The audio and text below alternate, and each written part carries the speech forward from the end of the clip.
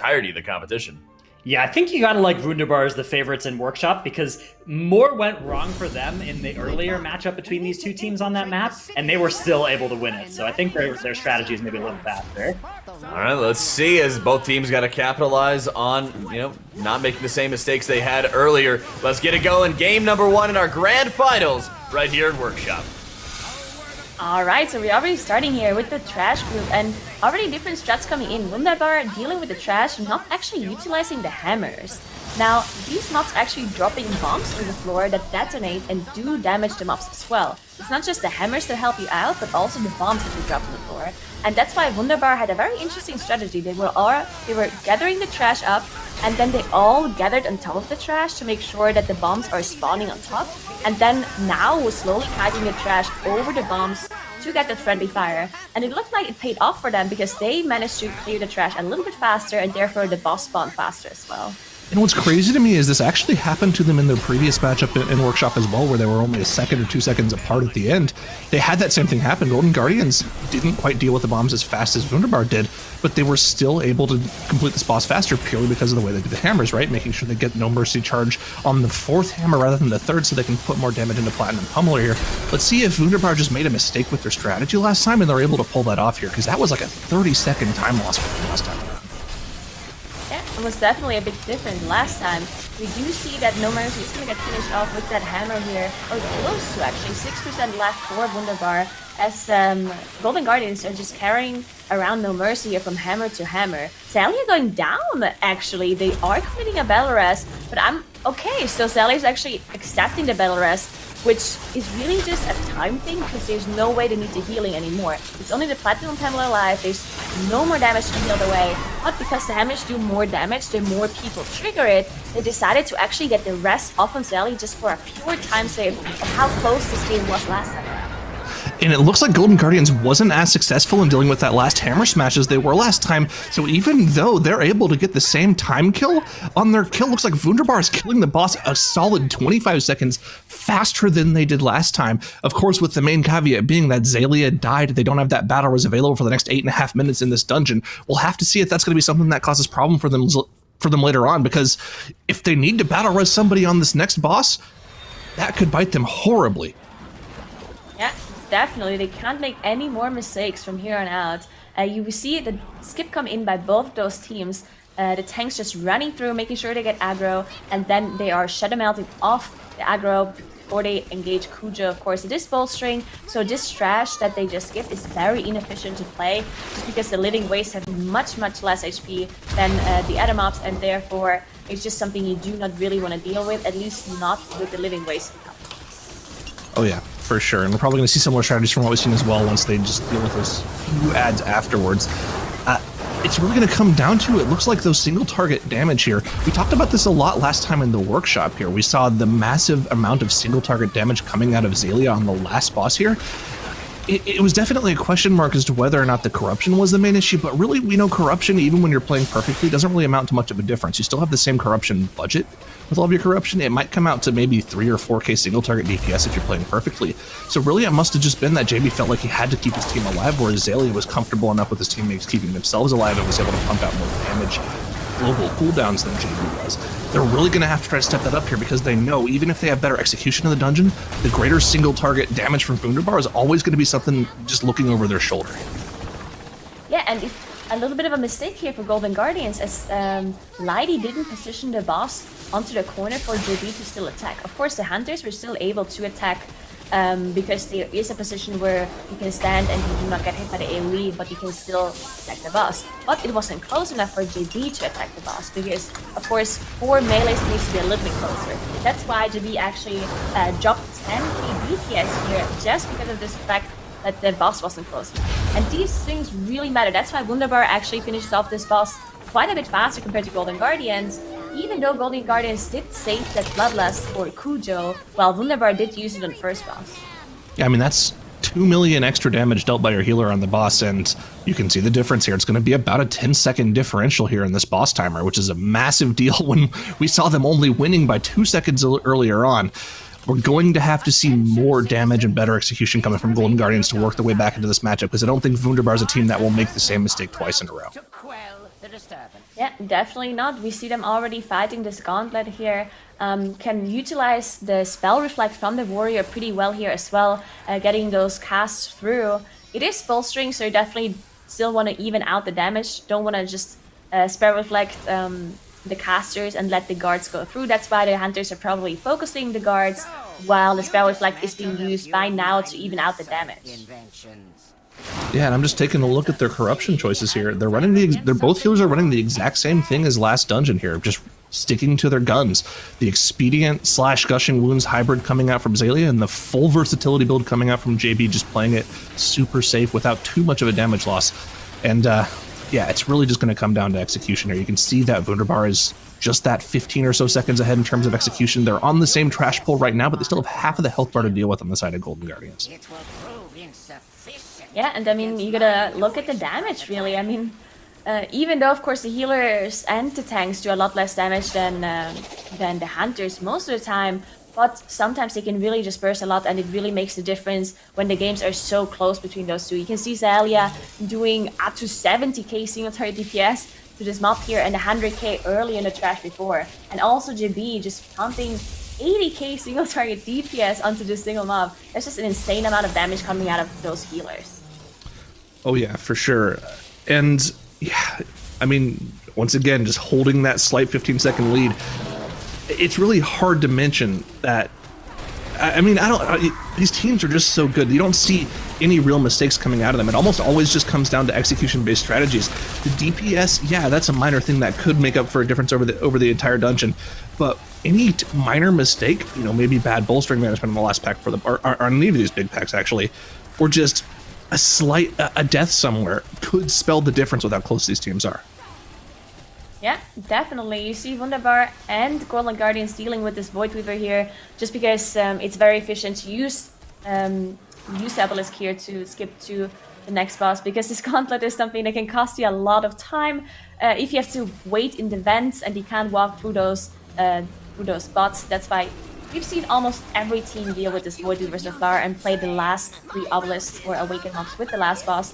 And WUNDERBAR now already engaging that boss, while Golden Guardians are slightly behind, but it's not as big of a difference. And you also got to consider the 5 seconds in favor of Golden Guardians.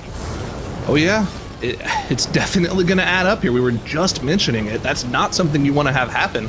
Fortunately for them, it didn't happen in boss combat, so they didn't have to worry about resetting the boss without having a battle res available, because that right there would be the opening that Golden Guardians needs to just guarantee themselves this map.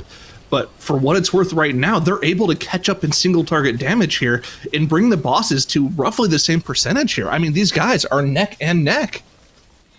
Yeah, this is incredibly close. I mean, it is a Tyrannical environment, so percentage is quite a bit, but it's still so incredibly close. With the 5 seconds, I mean, anything could happen in this dungeon. The percentage, of course, is completely even. Both of them are on 41%. They actually have the exact same pulls in the dungeon, as we've seen last time that they played against each other. And we do know as well that they're going to pull some trash on top of this boss at the very end, which can be very dangerous because it is bolstering.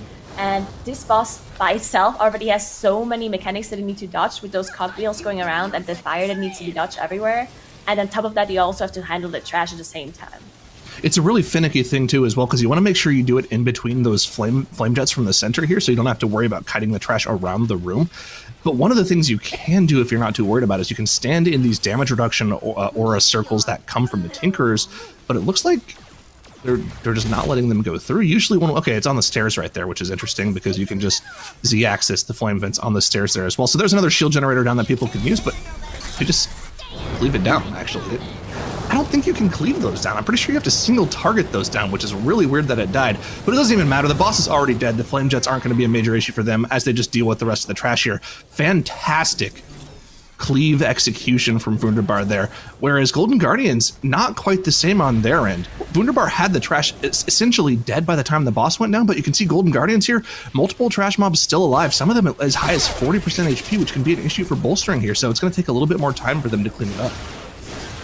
Yeah, definitely a little bit less efficient by Golden Guardians here, costing them a little bit more time compared to WUNDERBAR, which definitely matters as they're now pulling those spider tanks. There's no way to skip those spider tanks, I mean, theoretically, you could skip one of them, but the one that stands on top of the platform needs to be killed to spawn the robot that gets you to the last platform. There we go. That's why they also focus that robot or the spider tank. As you can see, the Golden Guardians have that one marked with a triangle marker to be sure they finish that one down first to get that robot faster, because it has a little bit of a RP time before it spawns and before it's clickable. There we go. Now it spawns for Golden Guardians too. But yeah, still a little bit of a difference in favor of Wunderbar here. Yeah, and I don't see this being a team that would give up that lead either, especially now that they have that battle res back and available for them as well, should they have any issues later at this point in the dungeon. This is a team that when they're playing well, it seems like they have a vice grip on the throats of the other team. It's like, you know what? We're not going to make any mistakes. You guys have to play perfectly to have any chance of beating us. And Golden Guardians, even though they haven't had any deaths, they've just made small mistakes. Hammer management on the first boss, slight bolstering mismanagement on that third boss. That's enough of a mistake against Wunderbar to give them the edge to win. It's so crazy just how on a knife's edge this is balanced between these two teams. I don't really know what it's going to take for one team to look significantly better than the other here. Yeah, and they know how close this matchup is too between those two teams. I mean, Wunderbar committing the battle res when only the Pummeler was alive there on the first boss is definitely also just something that shows they know how close this matchup is, and they know that every single second counts, and that's why they committed it. Because I feel like any other matchup, they would have just kept the battle res. Yes, you can finish off that boss without the healer. It's going to take a couple more seconds, but at least you have the safety of having this battle rest. But not in this, and they actually mismanaged the bolstering here on Wunderbar's side. As you can see, those bots are really high HP still. Grievous dropping really low with that debuff on him that was bolstered by the mob and therefore did more damage.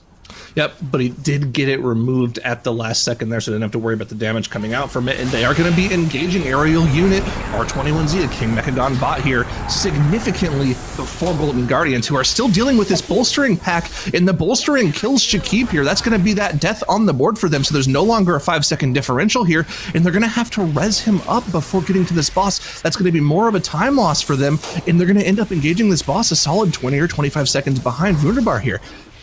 There has to be some major issue during this boss from Wunderbar to give Golden Guardians a chance back in, because we know that Xaylia just seems to be more efficient at pumping out that damage than JB is.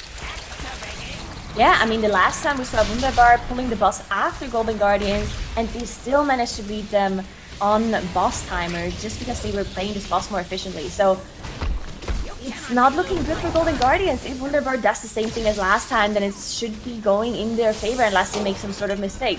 They still have their Awakened mobs up, so this is still a very difficult thing to chew through. They did use their Bloodlust on the beginning of that boss, while Golden Guardians, because they used their Bloodlust later on Cujo instead of the first boss, they did not have it ready on the start of this pool, and therefore they are committing their Bloodlust in the second phase. So they definitely are going to have the second phase done faster for them.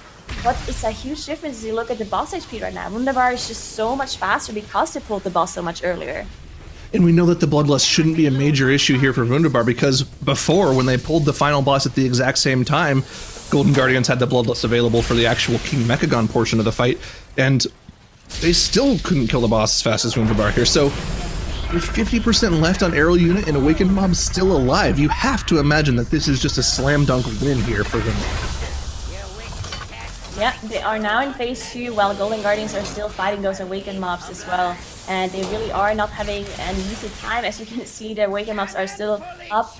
And you definitely need to finish off the Awakened mobs before you finish the aerial unit. There's no way for you to speed this up. On some other boss fights, sometimes we see the teams just try this Hail Mary thing where they focus the boss instead of the Awakened mobs to speed up the kill in case they know they're behind. But that doesn't work here, because if you finish off the aerial unit, you will get stunned. And if you still have the Awakened mobs up, they'll just kill you while you can't do anything about it. So they have to finish off the Awakened mobs first. And Wunderbar now, I mean, they're already on 60%, and Golden Guardians not even now in phase 1.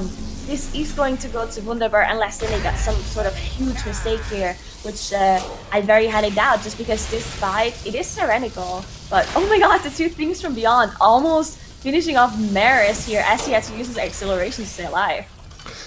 Excuse me, sorry.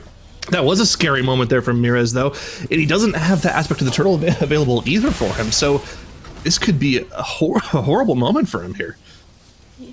So, I I mean, he was trying to run away from those swings from beyond, and he was in this corner and couldn't go anywhere. That was incredibly scary, but did manage to stay alive. And we see some of those Giga Blasts going through on Gingy, and they still have some defensives available. We also see Zalia, of course, still having a lot of mana left, so it should be fine. And we also see just Zalia still doing 50k DPS while keeping the whole group alive. And there we go, Omega Bastard going down. It's going to be the first game in this grand final going to Wunderbar, but they still need to win 2 more, so nothing's over in this match.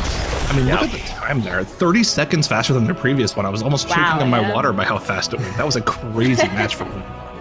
They absolutely made a great amount of improvements off of the dungeon they did not very long ago at all in the upper final. So congratulations to Wunderbar making more critical improvements and just straight up Dranos making it so nobody's going to be able to catch them on this dungeon.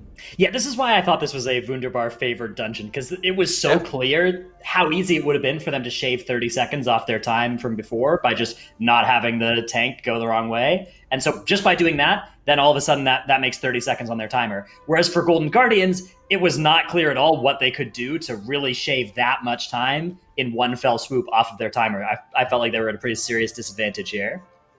Yeah, I think last time they had they'd messed up the hammer earlier on, but we kept talking about how they were continuing to gain advantages. It was like a like a rare, like a medium rare bad, something like that. Wasn't too heavy, but let's start talking about those improvements that Wunderbar also ended up making through the replay. Okay. Mr. Dranos. Okay, I see. I wasn't quite sure if it was replay time, right but it is indeed replay time. Yeah, so we had a little bit of an oopsie here for Wunderbar with Zalia going down. That cost him a battle res. Wasn't the end of the world, though. And it's just really hard to point out where in the dungeon things are going faster for them than Golden Guardians. It seems like it's just kind of the whole thing. All the way throughout this dungeon, they're just eking out a little bit more damage. And I really think that is the explanation here. It's just they're able to do slightly more DPS. They're slightly more optimized. They're walking slightly, better pathing somehow. They're getting in the right spots of the room before things end. It's not one big thing that is doing it in for the Golden Guardians here. It's Wunderbar is just a little bit faster in every single, pull in the dungeon. Yeah, and it just goes to show, the difference it makes for these teams when they are able to play, just that bit more aggressively and to get the job done. And we were talking about healer damage as well, seeing how Zalia is still optimizing for mostly gushing wounds, heavy haste, everything like that makes a world of difference over running over 40 corruption, but running versatility on the other hand. And we were kind of talking about that previously, Nagura, of when is it right for you to run with like versatile setups, very defensive setups, even if you can run over 40 corruption versus just running pure damage. I mean, I still think that the versatile setup that JB is running can put out a lot of damage too, as we've seen on some of the boss fights, right? We've seen on Kujo, he was keeping up, or he was really close to Zalia's damage up until the point that Lydie basically just didn't put Kujo in the correct position.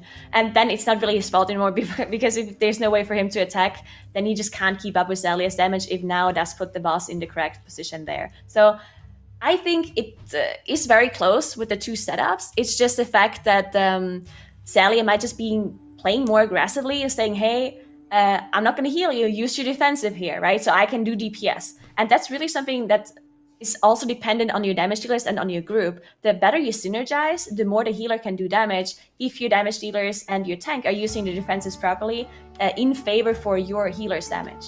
Yeah, and getting out of that early phase as well makes a world of difference when you're not having to constantly deal with that incoming damage. So looking ahead to map number 2, Zyro, we're going to be looking at Waycrest Manor, a dungeon that I believe it was Deplete from Beyond did in like 12 and a half minutes. Yeah, and I mean, this is a dungeon where we talked about it last time around. Because it's a tyrannical dungeon with 5 bosses, fortified dungeon with 5 bosses, you're essentially just pulling 5 bosses that just happen to have 20% worth of trash each of them for your DKs to cleave down. You don't really do trash pulls in Waycrest Manor. So that's the only reason it's done so quickly here. And also the affixes aren't really that difficult for the players to deal with either. That bursting, the DKs can just AMS themselves off or even Death Strike through it if they have to, or just get carried by way of the crane. That works too. In Volcanic, you don't really have to worry about that either. You just dodge it. Forehead. So, there you go. It's you just heal through that with way of the crane. In terms of, just heal through that too. Exactly. I think we saw about a 10-minute run as well, but that was with Reaping, Stratno. So do you think it's going to be taking a little bit longer, considering that Awaken's going to be the primary affix here? Yes, I do think that Awakened is a slower affix for, especially in Death Knight comps, than Reaping was. Reaping is more of an accelerant than a speed bump for Death Knight comps. Unless you play all 4 Awakened monster the last boss.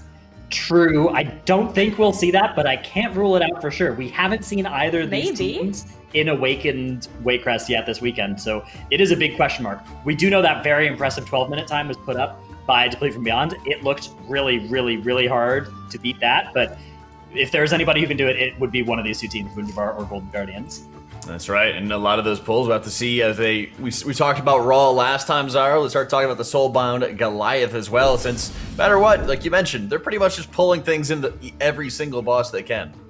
Yeah, and I guarantee you every single one of those wipes there is not going to be due to Soulbound Goliath on his own mechanics. It's usually something like a lightning strike hitting the boss and his fire debuff going off while you're also dealing with trash or some other sort of mechanic going off. The bosses themselves generally aren't that dangerous. It's just the added difficulty factor of adding those trash pulls in that's going to be a problem here. So we're going to have to keep an eye on how these teams are able to deal with those trash mechanics while they're pulling the bosses as well. That's right, and we're looking at extra casts going off, and especially we've seen a number of times just extra debuffs that are going off onto players that have spits, and Dranos, you talked about last time how important it was to even look at pulling a little bit over 100% in case any infest casts go off as well. Yeah, either you got to have a plan for it, right? You either are sure you're going to stop all the infest, or you have a little bit of wiggle room in the count at the end of the dungeon. That's right. We've seen a number of times where that's, you don't want to have anybody backtracking to grab just one last mob. And we see times where teams have had to go upstairs into Waycrest Manor, find the first thing that they can kill, and just go after it immediately. And again, with these two teams, like you said, they've either got wiggle room or they're just so incredibly confident in their abilities to be able to take it down. And that's what we're looking for out of Golden Guardians right now, as there's down 1 in our grand final. So both teams are getting themselves prepared, and we're going to be seeing what they're going to have in order for them to kind of take it here, Nagura. I think it's just Golden Guardian need to kind of shake themselves out of it and not to think too hard on that workshop. I definitely think they're able to do that. I mean, they're such a veteran team. They've been competing in the MDI for so long already. I don't think a loss like that will affect them too much. I think they're definitely able to just shake it off and just bring their A game for this Waycrest here. That's right, and I know Dr. J is looking down on all these guys, giving them the J-Crest blessing as we get ourselves ready to go for the second round in our grand finals. Yeah, he actually is. I just saw him put the eyes emoji in the YouTube YouTube chat. Look at that timing. That's crazy.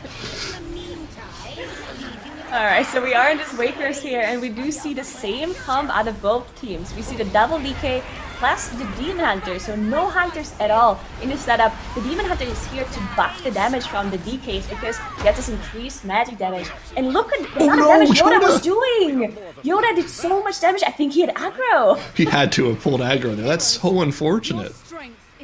Wow. Oh my and of God. course, the only reason he pulls aggro there is because of the build they're running. That Blood of the Enemy, Fell Barrage, on top of Merektha's Fang, they just do so much AoE burst. Even in Nod Skittish, it's really hard for tanks to hold aggro off of that, so you really have to make sure you trust your tank to hold that aggro there, and just Lighty not able to do it, unfortunately, there.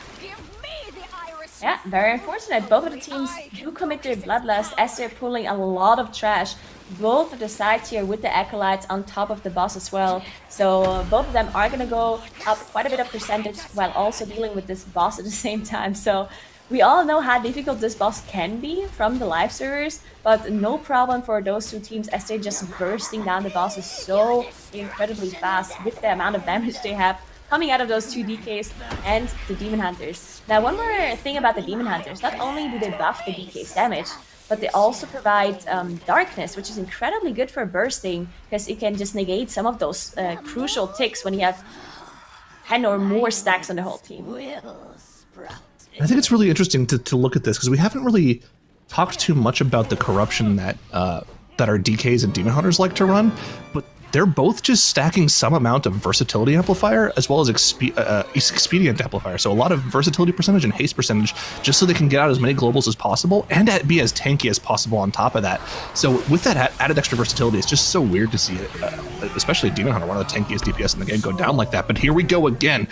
Big pull coming out for Wunderbar here. Almost instantly AoE down by the DKs, doing between them a combined 6 million burst DPS, but all 3 DPS are down and the trash is still alive. They're gonna have to find a way to reset this boss, but even at that point, the DPS still aren't releasing, so there's no way for them to get back in time. I don't know what they're going to be able to do here. They just now released, they're going to try to run back, but this is a disaster. Azalea also goes down, and I don't think there's any way now can keep himself alive here. Disaster for both of the teams. Golden Guardians having a full team wipe as well as they died in one of their trash pulls right after Triad. Wunderbar going down as well. They had to have a complete reset. Now is still in combat with those trash groups, with the mobs that they didn't manage to go down. Sally actually almost went down here as the CC was being broken on one of the ads standing right next to him. They should be able to finish off this trash, which means they have less of a time loss compared to the Golden Guardians, because the Golden Guardians had a full reset, meaning all the mobs that they were fighting reset as well. Oh, now it was actually a failed pull. Now dropped to 7% on the repull of this Matron out of Soulbound Goliath here. Now here's going to be the major difference here with these wipes that you're mentioning here. The DKs and the Demon Hunter committed all of their cooldowns to that pull, so they don't have them available here. And on top of that, they don't have the engine to buff up their strength stacking trait here on the DKs here. So their single target damage is going to be significantly worse than what Golden Guardian has, because they just went for that same pull themselves and were able to pull it off. So their single target burst is going to be much higher. You can see that here, even though they engaged the boss at roughly the same time, it's 20% lower for Golden Guardians. So this is going to be a neck and neck game if they're able to play it clean from here on out. But there's still tons of dungeon left. After Soulbound Goliath, they still have 3 more bosses to get through. Yeah, and I just actually rewatched what happened to Golden Guardians, and they didn't wipe to a trash pull, they wiped on a skip. They were trying to skip the Witch, and one of them didn't get the Shadow Melt off, and therefore they had a full team wipe because all of them got in combat with that Witch that got pulled. It's global combat, unfortunately. Is that the same skip that they had deaths to earlier on in the tournament too? I think so, yeah. Jeez, that's rough, man. That's really rough. I mean, well, what can you say? It's really unfortunate for them that the same thing happened, but fortunately for them, the mistake on the side of Wunderbar was way worse. But we got to keep an eye on Golden Guardians here. Actually, both teams going for the same pull right here, pulling a lot of trash in. Keep an eye on those spit debuffs all across the players. Everyone getting absolutely chunked. The only thing keeping them alive is that massive Way of the Crane healing from both of their healers, and they're just barely able to keep everyone alive through it as the DKs once again go to work, bursting everything down. Perfect execution from both teams, but still just a little bit faster for Golden Guardians here because they did have that burst at the start of the boss. This is such an incredibly difficult pull to pull off, and it's so risky. Look how low everyone is dropping this whole time. You have all the spits going out, you have the Gorgeous jumping, and then you have the bursting being applied to everybody. You see how Wunderbar is dropping low. Sally is almost out of mana, and the Thorns going off on Frack. Did have to pop the cocoon on Frack to keep him alive, but now Sally is almost going down with the Thorns from the Thorn Shaker going off on Sally, and now he's completely dry on mana. We need to finish off that pull. Force Sally to get some mana back. There we go. They did manage to do it now, but Golden Guardians, they're already done with the boss, and they're ahead in trash. 9% difference in favor of Golden Guardians here.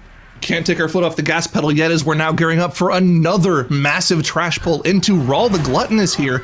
You got to keep an eye on those DK cooldowns. They are up for Lip, but they're not up for Shakib. But on the side of Wunderbar here, it's going to be yet another full team wipe. They just weren't ready for that pull after just barely getting through the Soulbound Goliath. Whereas for the Golden Guardians, no major issue for them. Just those bursting stacks on a few other players.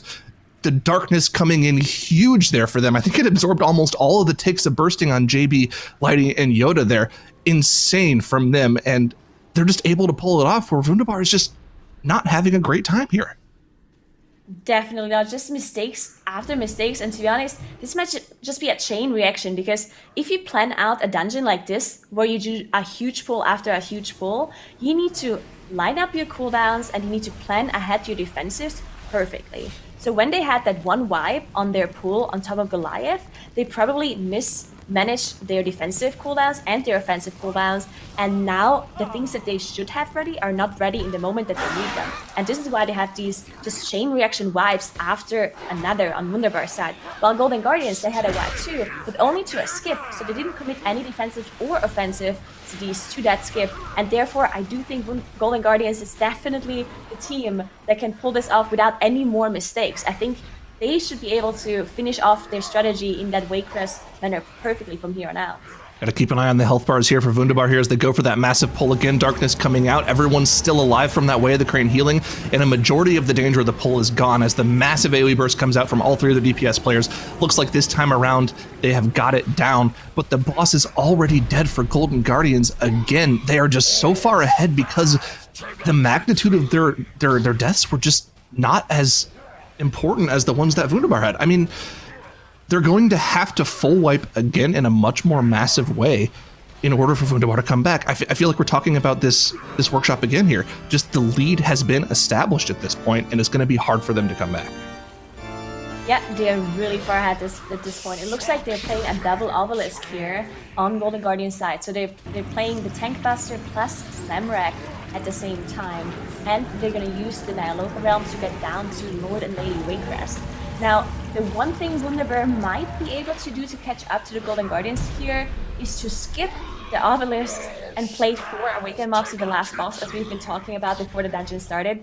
But that is insanely difficult, and we haven't seen any other team try to do that at all. Just because of the way the last boss works here, it's incredibly difficult to even just play 2 Awakened mobs there. Especially your Growthbreaker of Heroes here in this no hunter comp, not having that pet taunt in order to alleviate the tank damage. This is definitely like the most efficient one to deal with there. If they were worried about like travel issues, they could have gone with Samrak in that kitchen instead, but they ended up going with Urgroth just to make sure that the tank didn't have to worry about that Spirit Breaker damage taken increased debuff later on in the fight. I think the 3 Awakened mob pull is more than fine to deal with, especially with this massive AoE burst comp that they're running. They can just cleave it on top of those horrors in between Lord and Lady Waycrest and Garrick Tool near the end of the dungeon. And they should be able to burst through it with Bloodlust, but we know how dangerous that can be there. There's just so much residual AoE damage going off. But here we are, gearing up once again for a massive AoE pull. All of the trash in Lord and Lady Waycrest's room, or adding on a Matron as well, just for good measure, letting them stack up those bursting stacks so that they can cleave that AoE onto Lord and Lady Waycrest when Laddie's ready to pull it down. Alright, so they didn't decide to do the double obelisk after all. Wow, so we will see the triple obelisk pull for Golden Guardians. I thought they would do the double one. Looks like WUNDERBAR is dealing with 2. So WUNDERBAR definitely doing the double awakened obelisk pull, while Golden Guardians chose to only do that tank buster and not deal with Samurai. So riskier strat by Golden Guardians, even though they are the ones being ahead.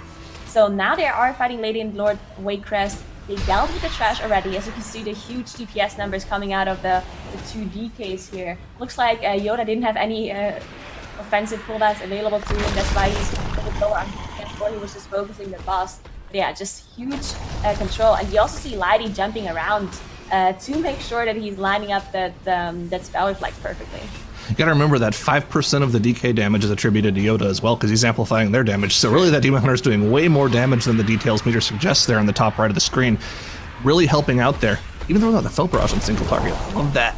Love using that ability efficiently. It'll be back up for later on, since it is only a minute cooldown, so they'll have that available too. And yeah, just incredibly efficient with their pulls here. It is unfortunate that this is going to perfectly clean run for them, but you got to be happy with the way they've pulled off these massive pulls here. With only 1 left in the dungeon, they're looking to take this second game, and that's pretty impressive considering both of our previous grand final matches between these 2 teams were quick 3-0 matches. This is going to be the first ever series between these 2 teams that goes longer than 3 games. I love it. I hope it's going to go to a 5-game series. This is just such an incredibly close grand final that we're having this weekend. All of those matches are so close. And now we see those 2 teams, just the best of the best, fighting against each other. And Golden Guardians, they're about to down Lord and Lady Waycrest.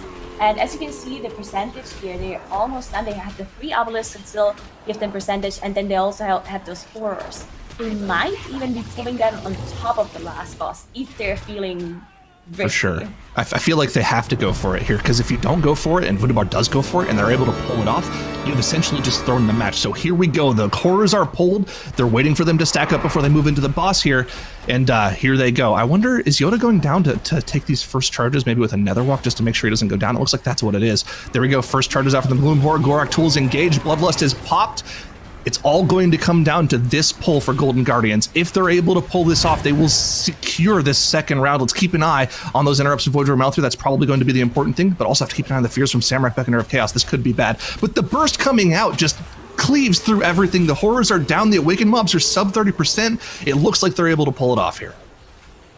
Definitely dealt with those horrors incredibly quickly. And now they're finishing off Samrak, and there we go. Samrak going down, so the fears are not actually going to go out. You can see the animation still, but it's not going to go through because Samrak is down. Now it's only Void Weaver left. Vlad also went down, so therefore they don't have the pools on the floor anymore that are going to make it more difficult.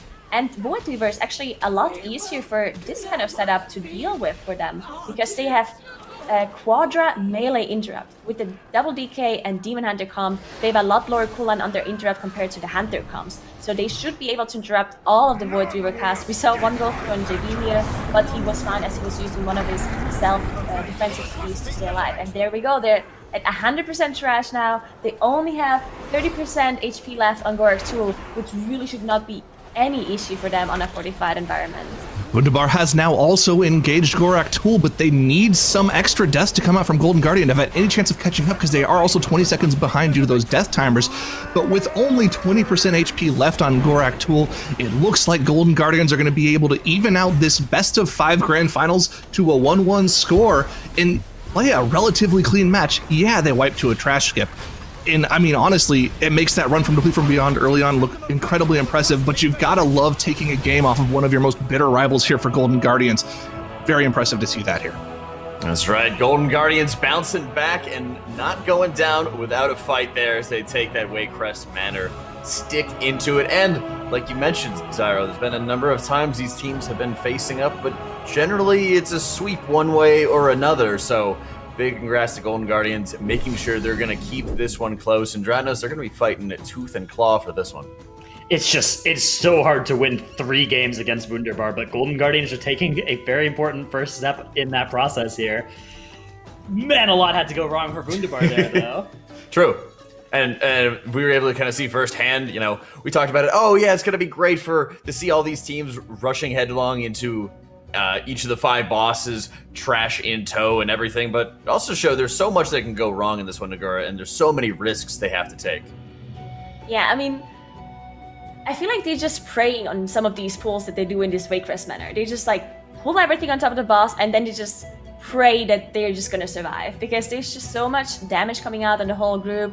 And I think Casalia was doing 400k HPS at some point in this dungeon, so they're just hoping for some of the darkness to save them and not having to heal all of those bursting stacks away and all of the spit debuffs. And I don't know what other damage is coming in here. It's just incredible what kind of pulls they're trying to pull off here in this Waycrest. Definitely, it's an absolute mess. Stratos, let's start breaking down where those wipes started happening for WUNDERBAR. Oh yeah, let's just take a look at. It's really rare to see these teams have these kind of mistakes, so I don't feel bad showing just a full replay of all these different awful things happening to either team here. Of course, we had that death from Yoda on the very first boss. That looked like it was going to be the big mistake of the match so far, but then we had the Soulbound Goliath, huge bursting stacks on the whole team, followed by a Soul Thorns, causing pretty much a full wipe that led into a full wipe for WUNDERBAR.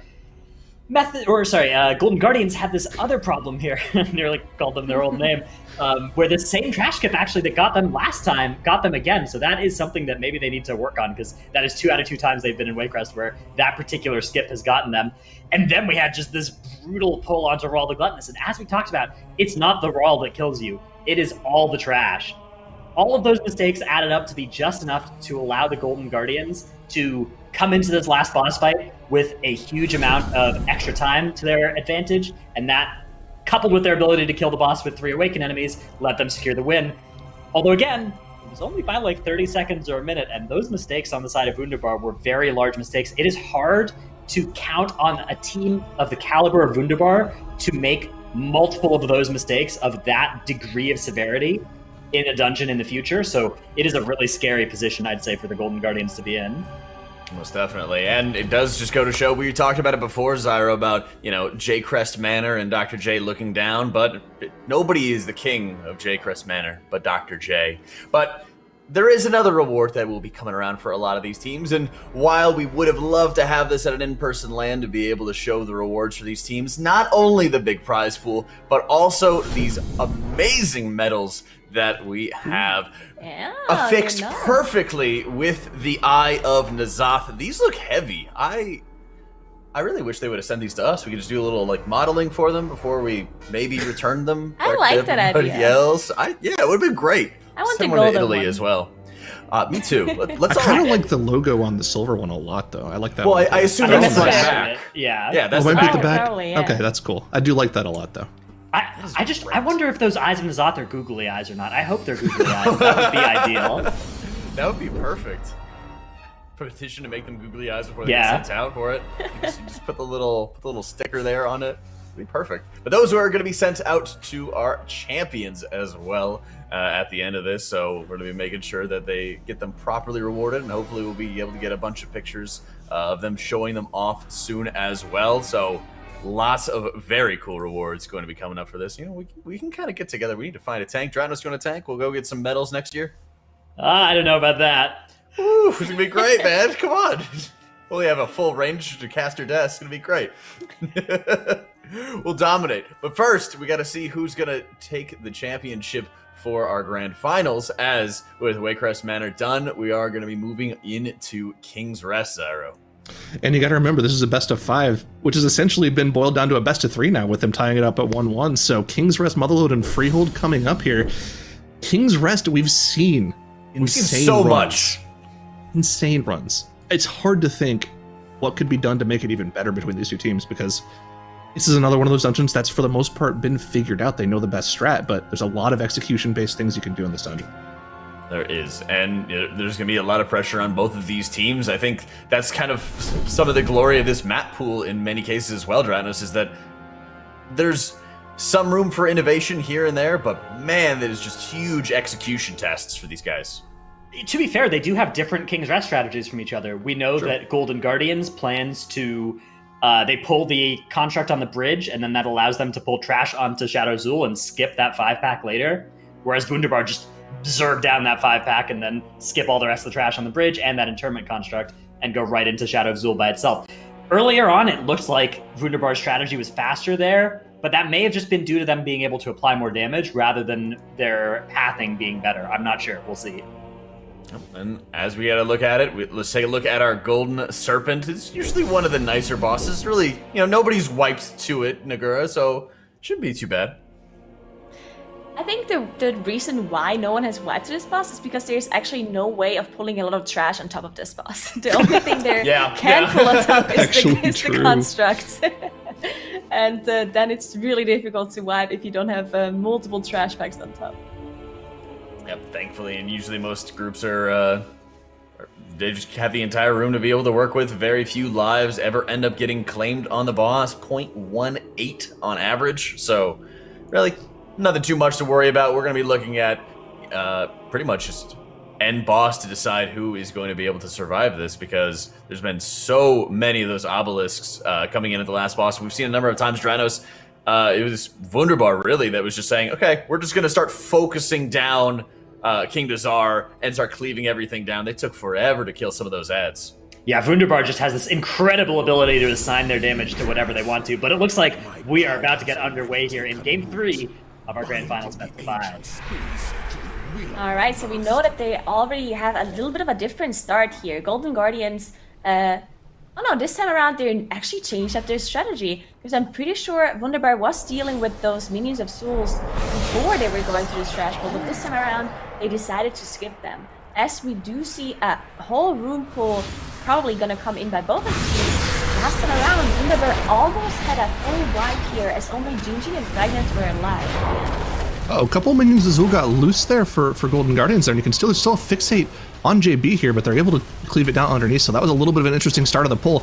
Both teams going for this massive pull, but Lighty has gone down, and they're going to have to instantly kite this out to have any chance of resetting the pull, but they have to get a res onto Lighty there. Fortunately, he died after he leaped out, so they're able to line of sight, use those pet tank uptaking abilities to get in. But there's going to be a massive damage loss for them, and JB also gets hit by one of those deathly chills here. So much damage going out here, they're going to have to find some way to fix this, but no problems for Wunderbar here. The pull's dead for them. Yeah, Wunderbar actually having no issues at all. Now it's now going to go out and do those 2 contracts. And there's a full team wide for Golden Guardians, as it looked like one of the Shadow Bolt volleys maybe went through on the whole team, and everyone just went down. It's such a difficult pull to do for those teams, and if you have your tank go down, it's so hard to recover. Because once the tank is back up, even though they did manage to get the battle res off, you need to get the aggro back, and you need to get to reposition the ads. And it's just so difficult to do, even though they do have misdirect by the hunters. But Beastmaster did misdirect is just not as good as a Mars from the hunters or a Tricks from a rogue. Yeah, I mean, for sure. And I think it might come down to not all of those minions as well getting dealt with right away there. They had to sort of spread out and make sure they dealt with them there, and it just kind of screwed up their positioning at the start of that pull. You could see that there was some kind of exodus. People were running in different directions there, which is not what you want to have happen at the start of the pull, especially when you're trying to do that line of sight strat around the staircase. So unfortunate to see that happen for Golden Guardians here, and because they didn't really deal with any of the trash significantly, they're going to have to somehow find a way to gather up this same trash pull again if they want to somehow keep the dungeon competitive, because you know Wunderbar is not going to have, we said this before, they're not going to make the same mistake twice in 2 dungeons. So here we go. Golden Guardians gearing up again to go in for this pull, but it looks like they're just going to play it safe. It looks like they just can't go for that massive pull. I think this is a very smart idea actually by Golden Guardians. Even though they know they're behind this time, there's no reason for them to risk a pull when they know they don't have the defensives available. As you can see, Lighty almost going down to this one hit alone, as he does not have last stand or shield wall available to him. So there's just no way they can pull this ball room again. He's trying to stay alive as he's cutting backwards. But one thing to note is that it's actually raging attacks, and those mobs, they are raging by themselves already, the champions here. And hunters cannot actually dispel 2 raging effects at the same time. A druid's Soothe is better than a hunter's effect of dispelling the raging, and the druid one does dispel 2 or multiple raging effects, while the hunter can only dispel 1. So even with 3 hunters, you cannot dispel all the raging effects out of these pulls that they're doing. Oh yeah, I mean, for sure. It's just rough to deal with. That's why I used to do it. The common strategy would be tank them until raging, and then, all right, tank's out of there. I'll see you guys. Hopefully you kill the rest of the trash before they get to me, or we're going to have some issues. And we're seeing that still be the strategy here, even in these smaller pulls that Golden Guardians is going for. That champion, once it enrages itself a couple times and it's in that raging affix, it's rough to deal with. But they're able to deal with it this time around, like you mentioned, just the raging dispels coming out one at a time from the hunters. But they're so significantly behind here. The boss was dead 20 seconds ago for Wunderbar, and Golden Guardians still have yet to engage it, so they're going to be a solid 3.5 minutes behind or so, knowing this boss takes on average about 2 minutes to kill. And on top of that, it's just still not an easy execution either, especially if you're tilted from having an early on wipe like that. Knowing that these Guardians do so much damage to your tank on top of the damage the Serpent does, it just makes it more difficult.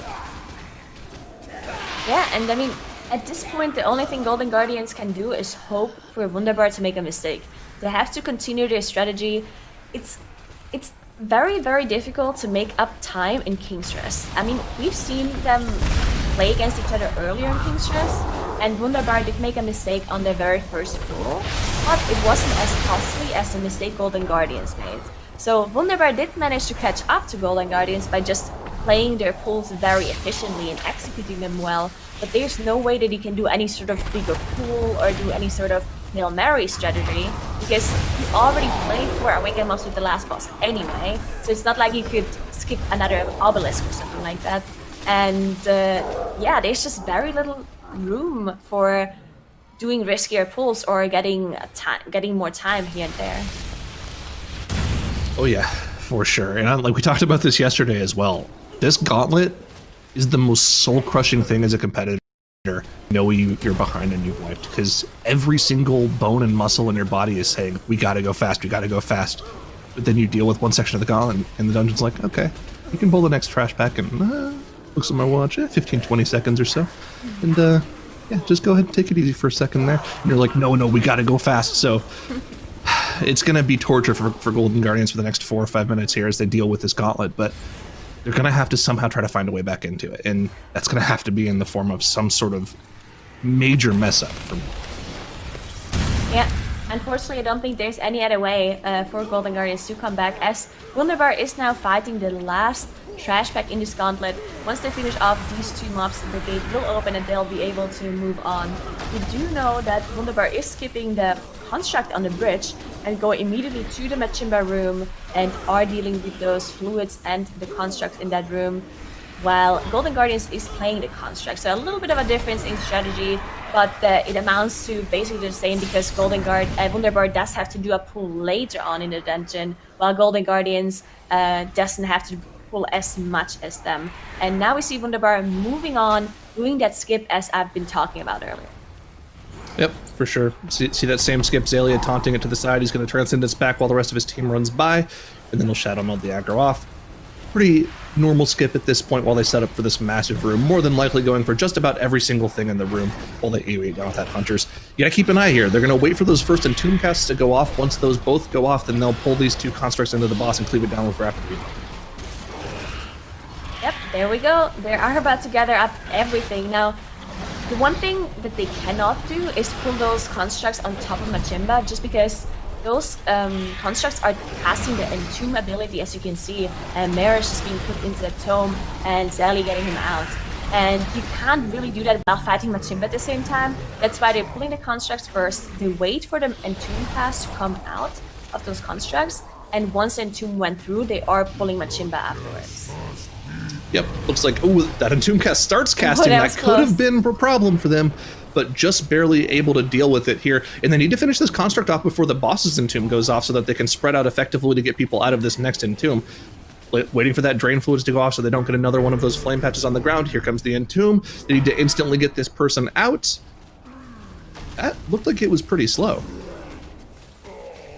He stood there for a while. It might have been fast enough. I wouldn't expect WUNDERBAR to mess that mechanic up. We'll see if the Burn Corruption comes out here. If it doesn't, it looks like they've done it properly, and they'll only have to deal with Machimba with no mechanics, just the melees on the boss, and it looks like they've pulled it off. They're just going to deal with this large Patrick encounter here on 21 terrain.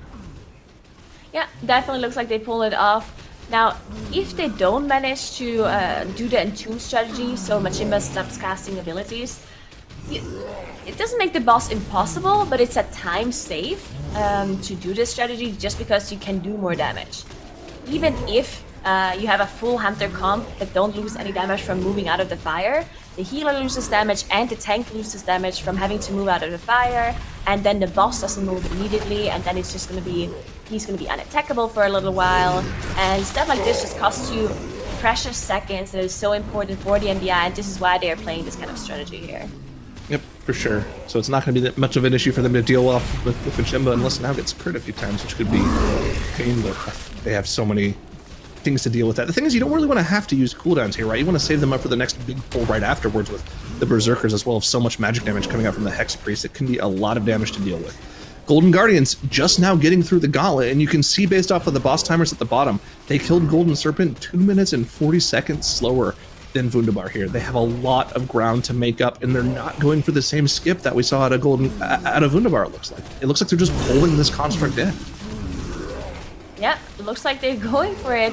Now this construct is actually really hard to move, just because of this beam cast that you see going off right now. This is a really, really long cast, and it goes through walls and everything. So it's, first of all, really hard to move, and it's impossible to dodge this beam if you're really far away from it. So it looks like they are finishing it off after all, while WUNDERBAR is moving on now. And this can be a very dangerous pull that they're about to do here, just because there's so many dangerous casters and the Berserkers on top. So gotta be very careful that they interrupt the correct spells and use the defensives on now properly. Yep, for sure. And we've seen a lot of issues happen on this particular pull for a lot of teams here. There's a lot of residual damage going on if you don't get all of the interrupts on the priests here. There's so many caster and single target abilities, Poison Barrage being one of them from the Beastmaster. Just gotta keep an eye out, especially that frontal cleave from the Raptors. Any one of these abilities going off could be a disaster here. You see Bragner's getting hit by the Deadeye shot. They're getting knocked back, taking half of his HP, but no other damage coming out. And the explosives being dealt with perfectly. Great execution from WUNDERBAR here. Textbook from them. Yeah, that was actually incredibly well done. And then on top of that, you also have Raging, right? That's why we saw the binding shots come out of the Hunters at the very end when the mobs were raging, to be able to just make the pull a little bit safer and give now some breathing room, starting to kite away once they're rooted. Now we see them actually adjust their strategy. Okay, so I really like this. They know how far ahead they are, and they're actually dealing with Void Weaver now. Usually we know that they can skip this Void Weaver and play all 4 obelisks with the last boss, where they basically just use the obelisk as a skipping tool, while 2 of the hunters stay in the normal realm, go all the way to the boss, and get everyone out while not having to deal with Void Weaver. But because they know they're so far ahead, they're actually just finishing off Void Weaver, so they only have to fight 3 obelisks with the last boss. Yeah, super safe play. You love to see in dungeon changes made like that to give yourself, instead of a 95% chance of success on the final boss, now have like a 99% chance. Not having to worry about those interrupts is a huge deal, like you mentioned. So I love this. Just like you, it's just the right play to make. This is what's going to win you the tournament if you have any mistakes later on.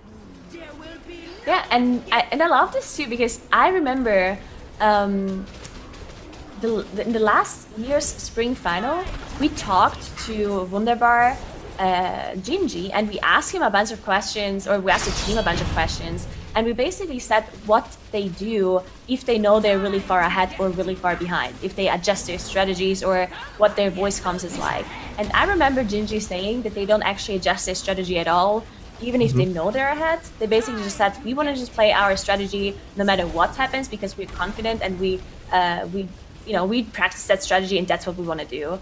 But I like to see that they adjusted this mindset, basically, because if it doesn't cost you anything to do something that will make your strat easier, I really think that is the way to go. So good to see that they changed up their strategy and actually making it a little bit easier on themselves just because they are this far ahead.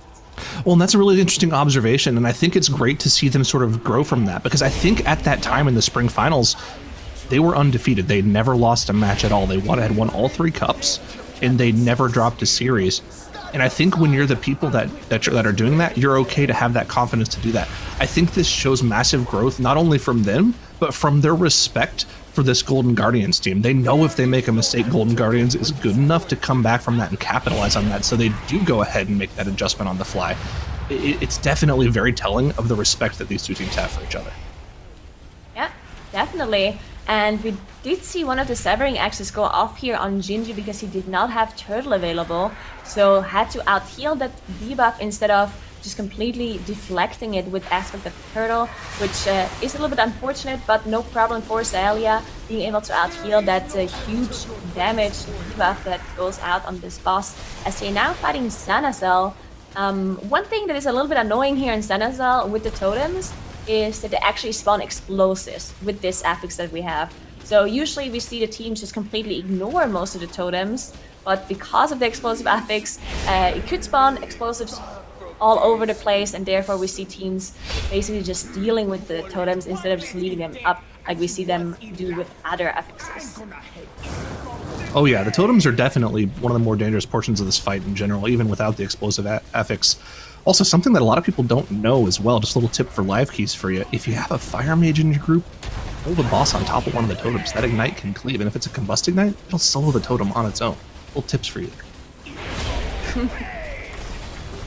You do see WUNDERBAR is dealing with Akali now, so last boss, Golden Guardians did manage to catch up to the same boss now. But because it's a tyrannical environment, this is just a really long fight. You have to fight all 3 bosses, and all of them just have such a huge amount of HP, and there's no way to speed this up. You just have to chew through each boss's HP. So even though they are the same boss, WUNDERBAR is still a whole boss ahead, basically, because once they finish up Akali, they're going to be done, while Golden Guardian still has to deal with Zanazel and Akali afterwards. And they also have the 4 obelisks, right? So on the last boss, they will be a little bit slower because they still have to deal with Void Weaver, while WUNDERBAR did deal with that one already. Oh yeah, for sure. Kali going down here for WUNDERBAR means that they are heading on to the rest of the dungeon here. If I remember properly, they actually have a different route than what we see from Golden Guardians here. I believe they deal with this 7-pack of mobs here instead of just pulling the 3-pack into Shadow of Azul. That looks like it's correct. They're going to be cleaving this down. Again, this is a dangerous pull, very similar to the first pull on this bridge. You have to make sure that you're getting all of the interrupts on the Hex Priest here, as well as trying to tank as many of those Severing Blades with your pets as possible. If too many of those bleeds go on your tank here, they could very easily go down. Like just like that, Gingy going straight down. Looks like that was some sort of Frost Blast from a Raging Mob. He just instantly got one shot, 100 to 0. Very dangerous there. It's not going to be enough to get Golden Guardians back in, but it's a start, right? 5 seconds on the board plus a little bit less damage. But in a 2.5-minute lead like you have from WUNDERBAR, you need more to go wrong to let Golden Guardians back into the game. Yeah, it can be unlucky with the raging timing here because the Frost Shock is an instant cast. It cannot be interrupted and it goes on a random target. And even though they do have 3 Zeus to get rid of the Enrage effect, but if it happens at the exact same millisecond that the raging effect gets applied to the Witch Doctor, then there's just no way to dispel it before the Frost Shock goes out, and they can just one-shot a person, as we just saw. So definitely a little bit of RNG hitting them there, but it's only a 5 seconds timer, and he could release right there as the spawn point was there. Now they're fighting Shadow of Azul, and once they're done with this one, they only have this 3 awakened mobs left to do, and then they will reach that 100% trash that they need. So the insta-soothe coming out from the Hunters on Shadows, so we'll want to make sure not a single Raging Shadow Barrage gets off on their tank. Otherwise, now probably just get one shot insta-give from 100 to 0, so great to see them having that execution there, although it's not necessarily difficult to do. Just making sure you're on point to get it down is important. Insane stat there at the top of the screen there. WUNDERBAR has a 66.67% win rate in King's Rest. 2 out of every 3 King's Rest they play, they win in. That's definitely impressive. Gearing up for this 3 awakened mob pull. Not as dangerous as 4, obviously. We do know how to do math, but they still do have to keep an eye on these Fear Circles from Samrak. We've seen mistakes on this very boss from WUNDERBAR back in the cups. There was a really badly timed Fear with a disengage from Gingy on a leap slam from King Dazar. Instantly one-shot him. Got to keep an eye on those debuffs from them here. Yeah, definitely have to keep an eye on that. And they're not playing Dwarf racials on their Hunters like we usually see from Hunters in King's Rest.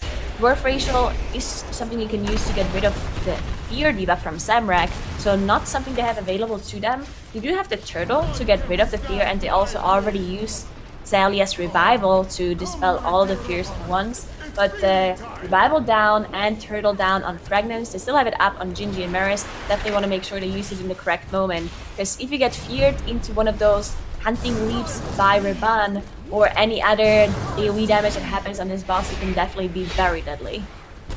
And I think with Samrak down, the major breaking point of the fight is done for them. They can just pet taunt the rest of those Spirit Breakers from Urgroth Breaker of Heroes. And at that point, the only thing left for them to really keep an eye on is going to be those Deathly Roars from Tazala. If one of those goes off at the wrong moment and a couple of their players get feared into tornadoes or get feared into a quaking leap from the boss, they could go down. But the thing is, they still have 2 battle reses available to deal with those issues. It's going to take a catastrophic failure of a level that I don't even think WUNDERBAR is capable of in order for them to lose this map. Yeah. It's very hard for them to wipe here, to be honest. Also, they still have those 2 battle rests available, right? So even if something goes wrong, they should be able to recover.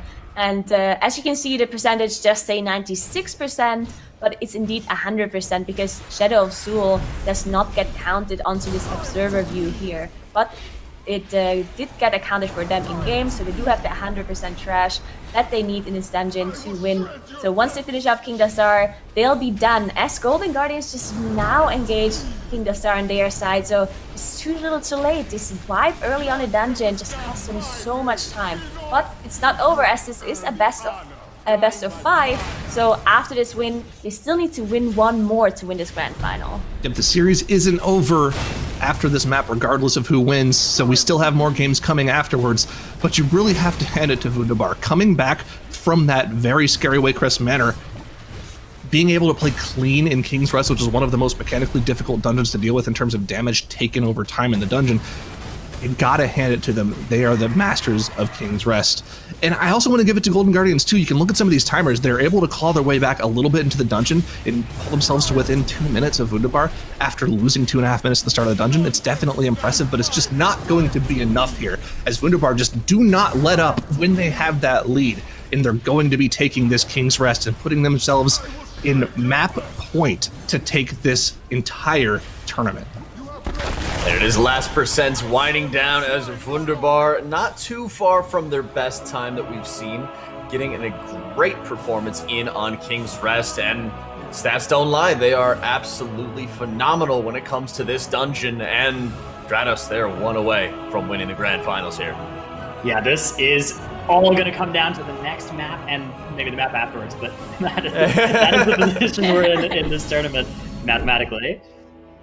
That's precisely correct. Thank you. I appreciate it. I mean, Thank you, Dreadnoughts. Zyro's been a little shaky on his math lately, so I'm glad I can depend on you. This is just so impressive, though. These two teams battling it out. Like the level of play here from both of them has been very high. Although I am surprised by how many of these games between these two teams is filled with wipes. I feel like there's only been one or two clean games between these two. You know, they've put up a lot of great maps against other teams, but against each other, it seems like there's always something going wrong for at least one of these teams. Yeah, I think it's just testament to the nerves, maybe it's testament to the pressure to it, but it is kind of odd as well, Nagara, looking at like the lower semis or lower finals coming up, and you're like, oh wow, those are so insanely close, and then it's just how aggressively these teams are being with some of these polls that there's just such high potential for mistakes to be made. Yeah, and I think it's just the dungeons as well. I mean, King's Rest is such a dungeon. If you make a mistake, such a costly mistake, as stated there in that very first pool, it's just impossible to come back. Like, there's just really nothing you can do to make up any sort of course, there's like small things you can do here and there, but nothing that can make up 2 minutes of your time. So that's why it looks so one-sided in this dungeon, because of this full team wipe they had at the very start, unfortunately. I do think the next game, though, MOTHERLOADE, even if there's going to be mistakes like that, there's definitely opportunity to come back in a dungeon like MOTHERLOADE. Maybe not King's Rest, but MOTHERLOADE, definitely a dungeon where you can catch up. That's right. Now, let's talk a little bit more about that King's Rest as well. I mean, the talk of Adranos, that big wipe. Yeah, I mean, this is where it all happened, was right at the very start of the map for Golden Guardians. Lighty just getting bounced around when he was trying to kite out. Those tornadoes in just such a bad spot. They rezzed him, but weren't able to then recover the pull, ended up full wiping. Great adjustment here by WUNDERBAR to kill Voidweaver Malthair. We've actually seen this done once before this weekend as well, when you realize that your opponents are way behind. Just killing an extra awakened enemy makes it so that then when you're pulling this last boss, it is a far easier version of that fight. Not having Voidweaver Malthair here, that one is actually one of the most deadly on this fight with this composition, because the interrupts are so taxed from having 3 hunters instead of classes with shorter cooldown interrupts. And these hunters don't even play the Skittish bow, they play the N'Zoth gun instead, so they don't even get the incidental cooldown reduction from that corruption proc that you'll see a lot of people on the live servers using.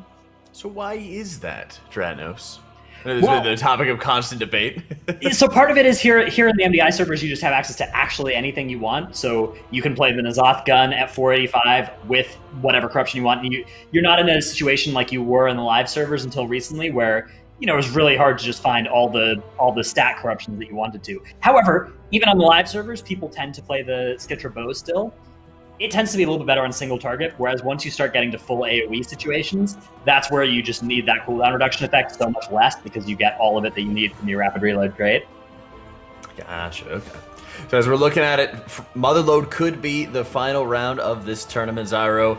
Golden Guardians is facing the wall at this point. They've got to be able to pick up a win, and we've already seen how strong or how quickly, really, I would say, these dungeons can go for both of these teams. And I mean, you got to think MOTHERLOADE is a great map for Golden Guardians, right? We've already seen a blazing fast time from, I think it was just about 15 minutes for them, only really surpassed by Deplete from Beyond in their last match of the day against Perplexed. So, man, this might go to a game 5 here. I don't think we've seen the MOTHERLOADE from WUNDERBAR yet, though. I don't think so. I think we only ever saw it during like the regular cup season. So I'd imagine it'd have to be one of those dungeons that they've been playing quite a bit, but since they haven't really been playing a lot of dungeons just in general because they've been winning out so easily, Nagara, we haven't really seen the full breadth of what they're capable of in some cases. To be honest, I think MOTHERLOADE is actually one of those dungeons where WUNDERBAR has had some issues in the past. I remember them losing quite a few games because they had some wipes in the R&D wing. I remember them pulling some trash there and having a full wipe and losing the game because of it. And then I also remember them wiping to the 4 obelisk kiting strat at some point, where they was just snapping back to the group, and it was Grievous as well, and then they just had a full team wipe and they lost the game as well. So I think MOTHERLOADE might not actually be the best map for them. Oh, that's the case, and it could put them in a position where Freehold is the final dungeon for the series. We could go the full depth of the 5 games. So what do you think on this one, Zyra? Do you think it's going to be in Golden Guardian's favor, or is it just too up in the air as to who wipes first? I think similar to that King's Rest, it's all going to come down to who executes this first pull better. We know that Golden Guardians likes to go for this extremely volatile first pull where they pull 7 of the addled thugs on top of 7 peacekeepers. And if those thugs get too many charges off on the same person, you're just going to get 100 to 0 instantly. And the fact that they're able to pull that off consistently enough to make it their strat shows that they have supreme confidence in it. So I think if they're able to pull that off, they should be able to take a victory here and send us to game 5. All right, well, we'll see. Another round of stats coming at us for Mogul Razdunk as well, Dranos. On average, not quite 1 life claimed throughout a lot of this. Yeah, Mogul Razdunk, the last boss here, the MOTHERLOADE. It's another boss where you see a lot of deaths here and a lot of wipes on this, a surprising amount even, but really that is due to the fact that 4 or sometimes 3 awakened obelisks are either being fought alongside him or kited while fighting him, and that really increases the volatility of that fight. And we've seen, different teams going with different setups for how they wanted to handle it. Now let's see, as the grand finals are getting into their 4th round right here, as WUNDERBAR is facing their championship, facing their destiny potentially as MOTHERLOADE gets going. And I want to give a big shout out to Aya here for those stats as well. Even though she's not on the desk with us, she's still behind the scenes helping us make the broadcast as effective as possible. But here we go. We're going to see this big pull from Golden Guardians. Are they going to be able to pull it off? We love Aya. And yeah, we know that Golden Guardians is doing this huge pull, as Saro just mentioned. So the Bloodlust is being popped by Golden Guardians. And you see just all the Peacekeepers swarming in on top of all the thugs. It's an incredibly difficult pull, because if there's any sort of double or triple charges going off on one of the Hunters or JB, then they're definitely going to go down. This is not only difficult, but also it requires some RNG too. Thankfully, the Hunter pets actually can get charged by the thugs as well. So they actually have 7 possible targets for the thugs to charge to. This looks dangerous from WUNDERBAR here. This is not how this pull is supposed to go. You're only supposed to get peacekeepers when this happens, but it looks like they have addled thugs and assassins in there as well. But it looks like they're able to deal with it efficiently. It might even be what they planned on doing. This is not the normal thing that you see from most teams going for this Peacekeeper strat, but somehow they're pulling it off, and they've already engaged coin-operated crowd pummeler. You see, a lot of times people go with this strat, they have issues with it, but I spoke too soon as Fragments goes down to that static shock, plus some residual damage. That might have been a grease gun from a mech jockey, but I don't see any mech jockeys in there. I wonder what that extra damage was from. Was it the charge? Was that? Wow, that's really unfortunate timing, because it looks like they were trying to cleave down the thugs before they even engaged the boss, but that thug was at like 1 HP. Yeah, that must have been just a little bit of a missed timing here, pulling the boss slightly too early or missing a little bit of damage on that thug, and then you get the charge right before the static pulls of the boss, and it's just too much damage to heal, and there's just no way for him to use Turtle if he's already in that stun of the thug. So nothing that they could have done there other than killing the thug earlier or pulling the boss later. So a little bit of a mistake by WUNDERBAR here. But Golden Guardians did manage to pull off their first initial pull, and look at the percentage. They're up to 44%. Manor's going down for WUNDERBAR now. So another mistake by them. They don't have any battle rests left. So they have to finish off this pull with only 2 DPS, or they need to reset the boss. This is going to be a full team wipe here for WUNDERBAR, and this is the worst case scenario. We've talked about this before. It happened to Ethical earlier on in our tournament. Once this resets, you no longer get the double trash count that Peacekeepers give from mech jockeys and the Peacekeepers themselves. So this is essentially going to be all she wrote for them, because we've seen how good Golden Guardians are in this tournament. And even to that aspect, the Golden Guardians, I think, were already ahead. They already had more trash count and were further ahead on the boss. And yeah, you can see WUNDERBAR here. They're just, you don't have any strategy at that point. You have to just go for whatever you can get in range of. Yeah, this is horrible for WUNDERBAR. Not only the time that they lost, but as you mentioned, not getting that extra percentage from the jockeys, because they're already piloting the Peacekeepers, and there's no way to tag them. And we do know that if something dies without any one of your group DPSing it or just using any sort of ability in it, you do not get count from it. And therefore, it's no way for them to get the jockey's count. And that's why they have to do these weird pulls that they didn't plan on doing. Well, Golden Guardians, on the other hand, they're up to 50% trash already because of this huge initial pull that they pulled up at the very start. And they're already done with the first boss as well. And now they're pulling the whole area. Look at this crazy pull that they're doing. They're pulling all of the extractors, all the Earthshaper and Sapper packs together. And just so you guys know, one of those power throughs can do enough damage unmitigated to just one-shot one of the DPS. The fact that there are 3 or 4 of them in there, look at the damage going out on Lighty. And he had an Eye of Corruption on top of him, on top of Rocklance is going through. He goes down, JB also goes down. The Hunters are going to have to find a way to kite out this pull, but we've seen so many times in the past, this pull is almost impossible to kite out because you start getting errant Rocklances, you start getting errant damage on players in the group, and your tank has to somehow find a way to go back in and gain aggro on top of everything, but there's not any easy way of doing it. Those throw rocks are coming out. It looks like somehow they found a way to stabilize, but Lighty just has to get out of there. He doesn't have any cooldowns active.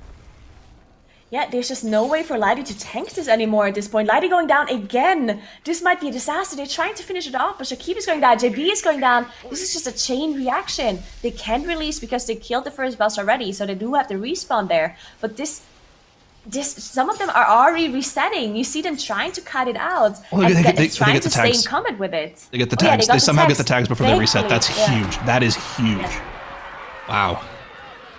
And with the amount of things left alive, I think they should be stable here. They did feed 8 deaths to that. That's 40 seconds on the board.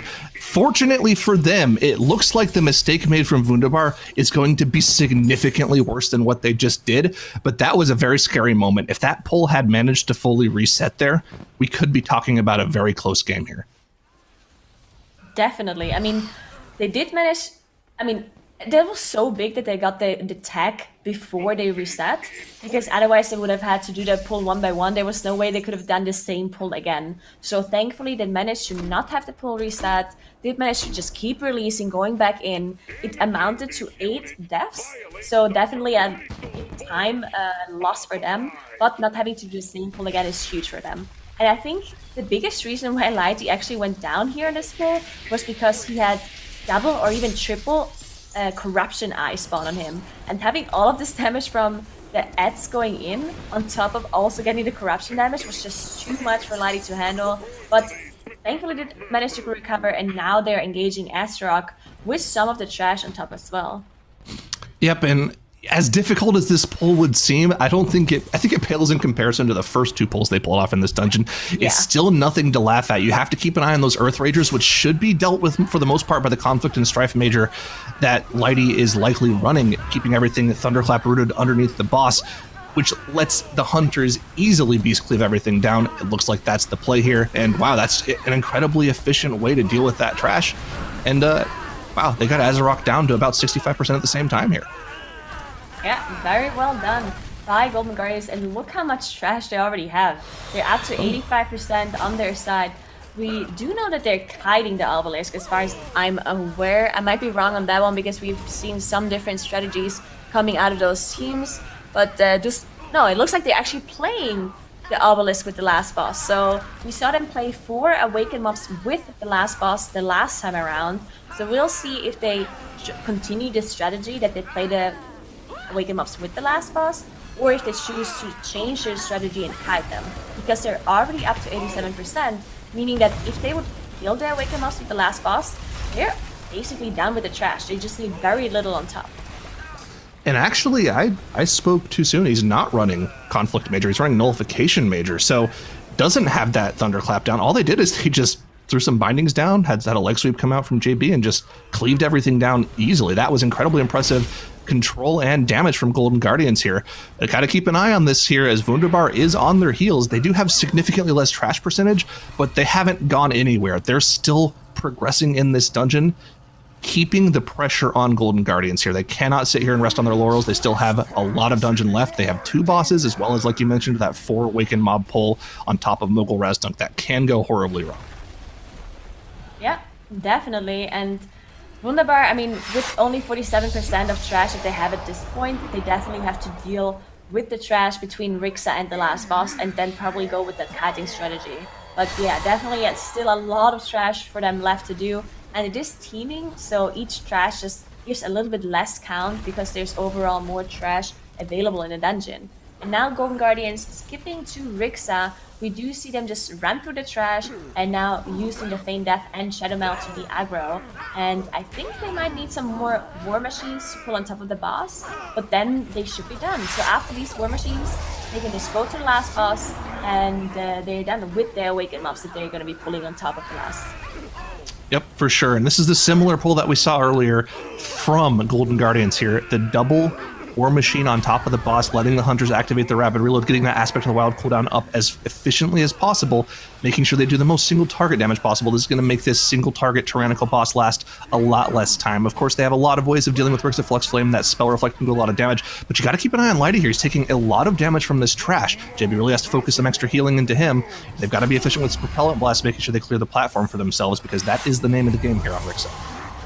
Double Thing from Beyond spawning here, unfortunately did have the cloak active available to get rid of those, but yeah, they had very little space in that corner. Sometimes if you don't position yourself properly with that frontal cast, it can leave very little room for you to be able to move around.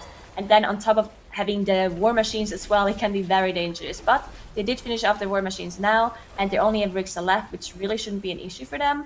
This boss sometimes can be dangerous for Prot Warriors just because Rixa basically only does magic damage, and on top of that she also applies this magic debuff, but it can be dispelled, but it applies too, and then one of them needs to be dealt differently, either by using Spell Reflect or using any sort of immunity to mitigate it.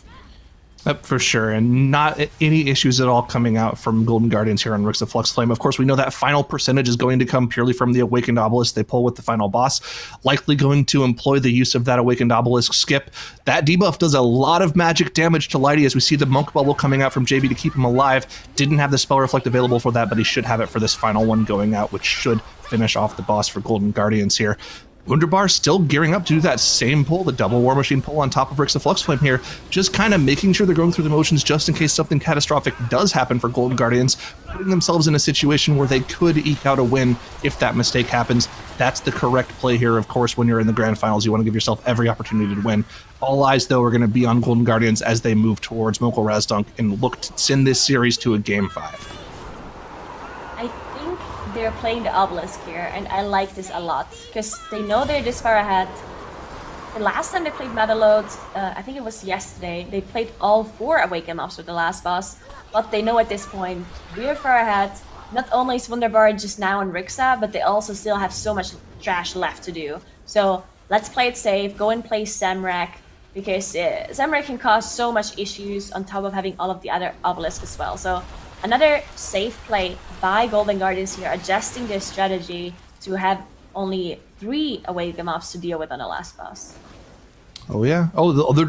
Dude, I love this. They're doing the same thing as the King's Rest, like you mentioned. They're just playing it safe. This is fantastic play coming from Golden Guardians, making sure they secure themselves this victory.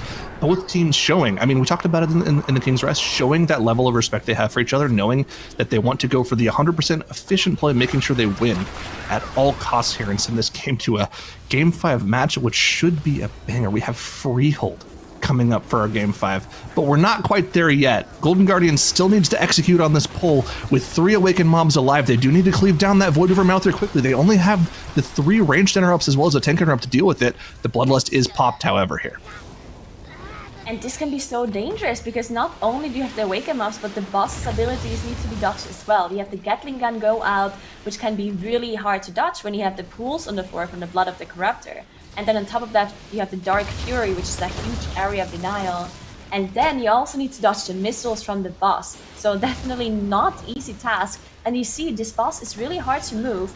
And now he's standing in the middle of the pools from the blood. And it's almost impossible for them at this point to dodge the Gatling Gun. So they're trying to just run through the Gatling Gun, using some of the defensives they have available to them to mitigate it. But they're slowly but surely getting down these Awakened mobs. The blood needs to go down soon though, so the room is not going to get filled even more with all of this area of denial.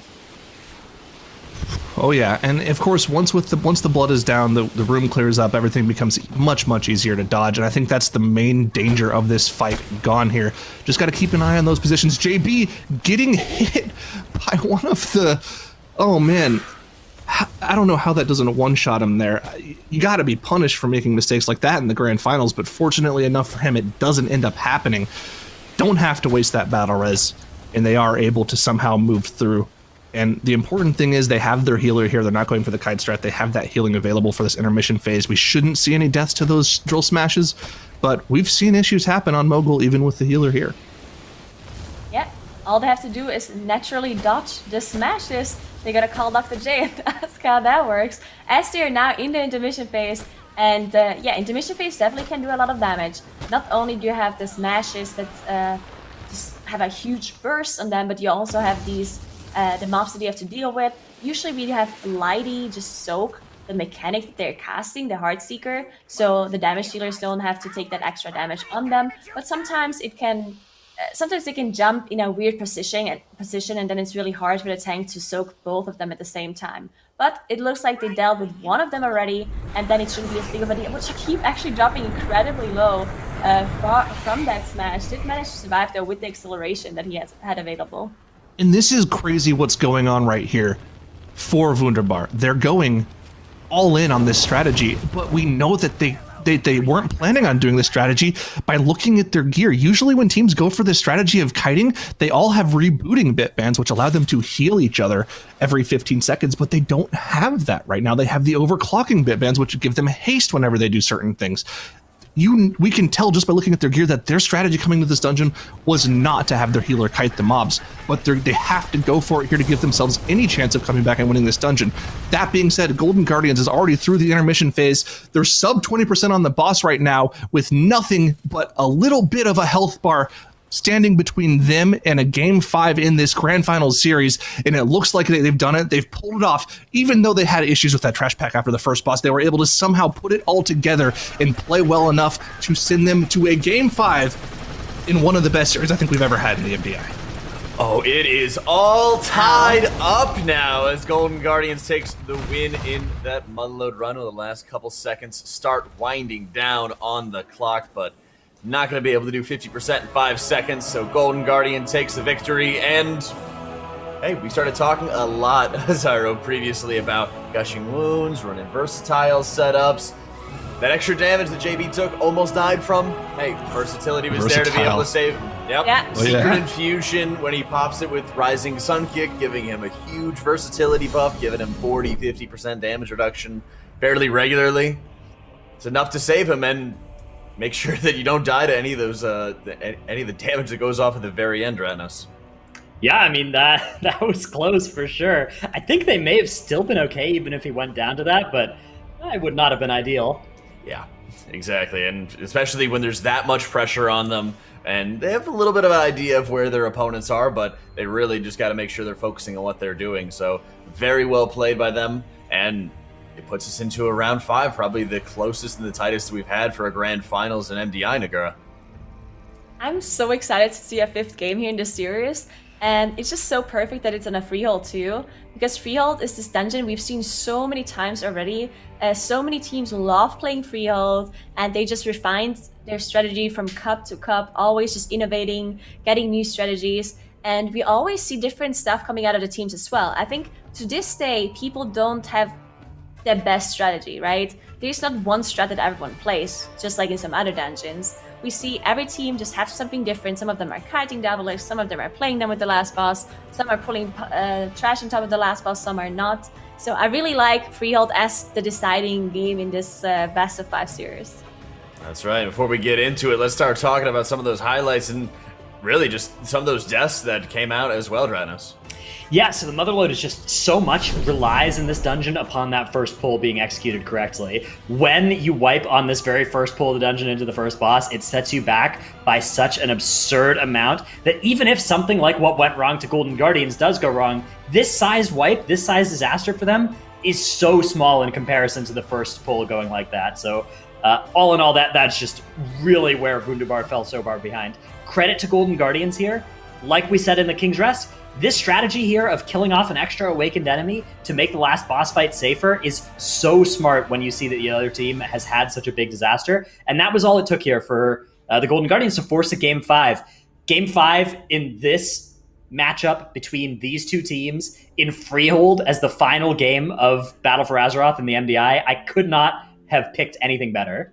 Oh, without question, that's going to be a great dungeon for all of us to be able to see. There's going to be so much on the line for these teams that have constantly been rivals, that have constantly been battling it out. You know, Zyro, when it came to the Spring LAN in Australia last year, we saw Method NA take it, now Golden Guardians. At BlizzCon, we saw Method EU, now WUNDERBAR taking that championship now. It's insane how close these teams have been competing to each other and for how long they have as well. I mean, this is a rivalry that goes back years at this point, right? Both of those series were 3-0 in the favor of either team. The last time we can go back to a series that was this close, you have to go back to the MDI 2018 Global Finals, where Shell's Angels took a very close 3-2 win over Method NA. They've been around for forever. This is ridiculously close, and I can't think of a better way to end off the BFA MDI series with a best of 5 going to a Game 5 between these two teams. That's right, seeing the full scope of how these teams are going to be able to perform.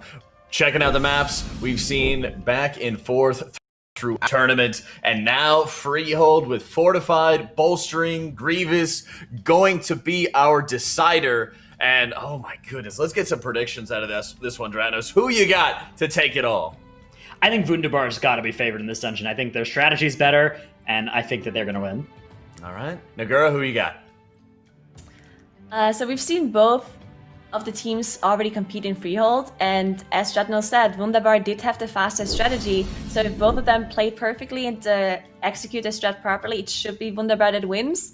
But looked like it really wasn't their best day today with those mistakes they made in MOTHERLOADE and the mistakes they made earlier as well in the Waycrest, so yeah, I mean, maybe it's Golden Guardians.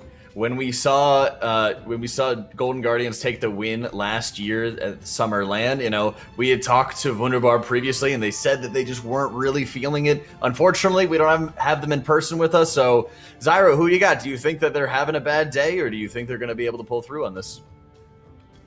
It's such a hard thing to call, but I think I agree with you to a certain extent, Jack. I think the only time that we ever see WUNDERBAR make mistakes to the point where they've made them in a couple of the games this series, it's just when they're not on their game, and I'm feeling it. I'm going to go with Golden Guardians here. I think they've just got it today. Yeah, they have absolutely been capitalizing on their mistakes. They've been forgetting about mistakes and moving past them very frequently, and it's going to come down to last boss, Harlan's Sweet. Lots of obelisks going to be coming in on this one, Dratnos, and generally not as lethal of a boss as we've seen in other dungeons. Yes, well, they still wiped teams a solid average, 13% sure. of the time. And those, yeah, I mean, some of those wipes have been iconic and heartbreaking to watch. But absolutely, it is a boss that really lends itself to fighting for obelisks at the start because it doesn't really do much at the first part of the fight. So you can safely deal with those obelisks while it's busy, while Harlan himself doesn't really do much at the start.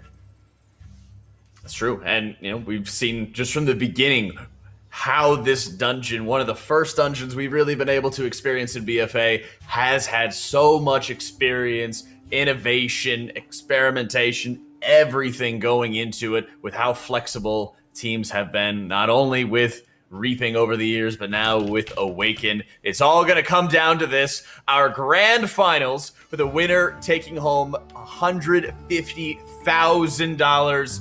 Let's get into it. Our final round in Freehold. All right, let's see what those two teams can do in this last game of this best of 5 of the grand final. Both WUNDERBAR and Golden Guardians popping that Lightfoot potion immediately as they start the dungeon, and they're gathering up a huge pull right at the get-go. It is bolstering, so definitely want to be careful on how they manage the damage on these mobs. And it's all going to come down to, like you mentioned, that bolstering management and whether or not WUNDERBAR is going to be able to execute their strat. We saw the peak efficiency of Golden Guardian strat earlier today when they were able to put in just a barely sub 13-minute run. Now, we do know that they can probably eke out about 20 to 30 seconds of time by going for that cannon barrage on top of the final pack that they opted to just DPS down earlier on. So maybe they can put a time up that's way closer to what we saw from WUNDERBAR. But WUNDERBAR, with the sub 12-minute hot capability run in this dungeon, it's like they're just this giant Hulk standing in front of you saying, do something. And Golden Guardians are going to have to do something to win this game. Yeah, definitely. And the Golden Guardians, they're already fighting Sky Captain Crag. They only dealt with that one pack they need to deal with to spawn the boss. Because we do know, as Tyro said, that they have a completely different strategy, those two teams. Golden Guardians is going to deal with the Obelisk, with the Awakened mobs on the last boss. And they're also going to pull trash on top of Harlan Speed. So throughout this whole dungeon, it's gonna look like Golden Guardians is ahead in dungeon speed, but WUNDERBAR is actually gonna deal with a lot more trash before they reach the last boss. So it's gonna look like Golden Guardians is ahead, even though this is gonna be a lot closer just because of the different strategies that those two teams are playing. For sure, and this is actually going to put them very similar in terms of trash counts. We know that they like to do this. They actually changed their strat, Golden Guardians, from earlier in the Cup. We talked about this last time they played Freehold earlier today. They've changed their strategy in order to be more efficient on this first boss here. So, oh wow. Oh, Lip got hit by the bird here after getting shot by Sky Captain Crag, instantly 100 to 0'd. He is going to be able to release when Sky Captain Crag goes down, so it's not the worst death in the world, but because of that, they're going to have a little bit less damage on this trash, and it's going to take them more time to move on to the dungeon. Very unfortunate to see there. And on top of that, 5 seconds on the board for them. He is able to release right where the boss dies once it goes down, but that's not what you want to see at the start of this dungeon when you know the other team has a ridiculously fast run. Yeah, and it looked like WUNDERBAR is moving on first because of this death that they had, even though WUNDERBAR is already ahead in trash percentage. So yeah, not something you want to see. I mean, I can't even imagine the amount of pressure on both of those teams here, being in this grand final, 2-2 match, just the last game, the last chance both of those teams have to win this whole thing. It must just be an insane amount of pressure on those teams. But they are veterans and they should be used to it, so they definitely should be on their A-game here and just perform well. As they're moving on to the next boss, we see Gingy is moving away from the team because he's going over to the Ring of Booty to start that event. I mean, you have to think about the pedigree of player on these teams. Across the 10 players that you see on your screen right now, 8 of them have world first raid titles under their belts. One of them was a competitive player in Yoda in multiple other games, and JB has been, he's been and part of the Zalia top too. End. Well, oh, Zalia also was a competitive player in another game. JB himself has been part of the WoW scene for over 10 years at this point, playing at a high level, even being in Blood Legion back in the early days. Every single one of these players has some stake on why they're here, on top of just currently being some of the best players in the game to play in the MDI. You'd think that the nerves would go away at some point, but they really don't when you're in a situation like this. Yeah, definitely. And now we see WUNDERBAR, they are about to finish off the boss a little bit faster compared to Golden Guardians because they reached this point earlier. We do see some trash being pulled on top as well on WUNDERBAR's side.